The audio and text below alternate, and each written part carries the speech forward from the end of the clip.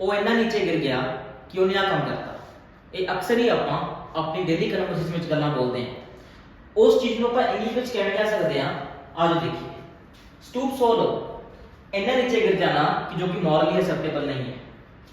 Drop your moral standards for enough. ਜਿਵੇਂ ਮੈਂ ਕਹਿਣਾ ਹੋਵੇ ਕਿ ਉਹ ਬੰਦਾ ਇੰਨਾ ਨੀਚੇ ਗਿਰ ਗਿਆ, ਉਹਨੇ ਕੰਪੀਟੀਸ਼ਨ ਜਿੱਤਣ ਵਾਸਤੇ ਮੇਰੀ ਪ੍ਰੈਜੈਂਟੇਸ਼ਨ ਫਾਈਲ ਹੀ ਡਿਲੀਟ ਕਰਤੀ। ਹੀ ਸਟੂਪਡ ਸੋ ਲੋ as he deleted my presentation file to win the competition। next देखते हैं कि वो मैंने विश्वास नहीं हो रहा कि वो बंदे ने एक मरे हुए औरत की रिंग चोरी कर ली। वो कितना घटिया काम है। तो उसलिए आप कह सकते हैं I can't believe that he stooped so low as to steal a ring from a dead woman's finger। ਜਿਵੇਂ ਆਪਾਂ ਕਈ ਵਾਰ ਕਹਿਣਾ ਹੁੰਦਾ ਹੈ ਕਿ ਨਹੀਂ ਯਾਰ ਮੈਂ ਉਹਨੂੰ ਜਾਣਦਾ, ਉਹ ਆਹ ਕੰਮ ਨਹੀਂ ਕਰੂਗਾ ਜਾਂ ਉਹ ਇੰਨਾ ਨੀਚੇ ਨਹੀਂ ਗਿਰੂਗਾ ਕਦੇ ਵੀ, ਮੈਂ ਉਹਨੂੰ ਚੰਗੀ ਤਰ੍ਹਾਂ ਜਾਣਦਾ। ਉੱਥੇ ਆਪਾਂ ਕਹਿ ਸਕਦੇ ਹਾਂ I know him very well, he would never stoop so low। कि मैं जानता हूं कभी भी आ चीज नहीं करूंगा या इतना घटिया काम नहीं करूंगा। तो ये आप कह सकते हैं कि he would never stoop so low।